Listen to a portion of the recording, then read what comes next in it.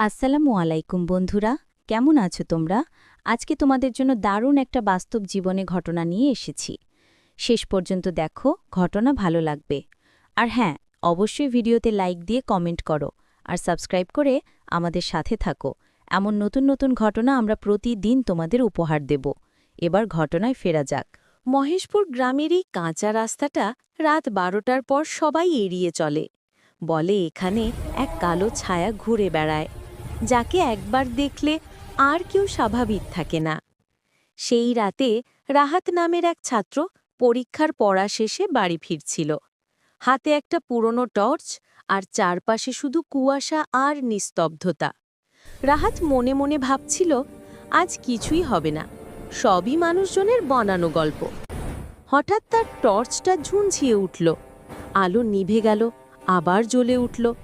আর ঠিক তখনই সে দেখল রাস্তার মাঝখানে একটা লম্বা কালো ছায়া দাঁড়িয়ে আছে।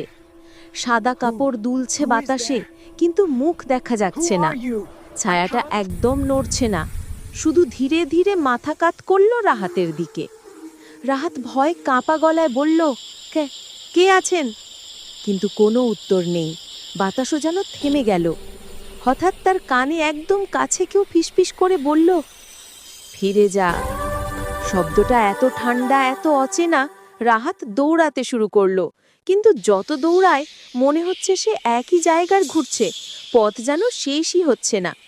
কিছুক্ষণ পর সে হাঁপাতে হাঁপাতে থামল। দেখল সে দাঁড়িয়ে আছে গ্রামের এক পুরনো কবরের পাশে, আর সেই কালো ছায়াটা ঠিক তার সামনে।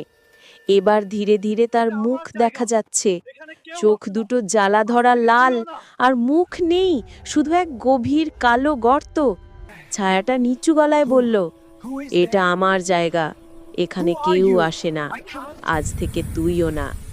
এরপর রাহাতের টর্চটা মাটিতে পড়ে গেল, চারপাশ অন্ধকারে ডুবে গেল, আর শোনা গেল শুধু একটা ভয়ঙ্কর চিৎকার। তারপর রাহাত আর কখনো সেই রাস্তা দিয়ে যায়নি, গ্রামের লোকজনও না,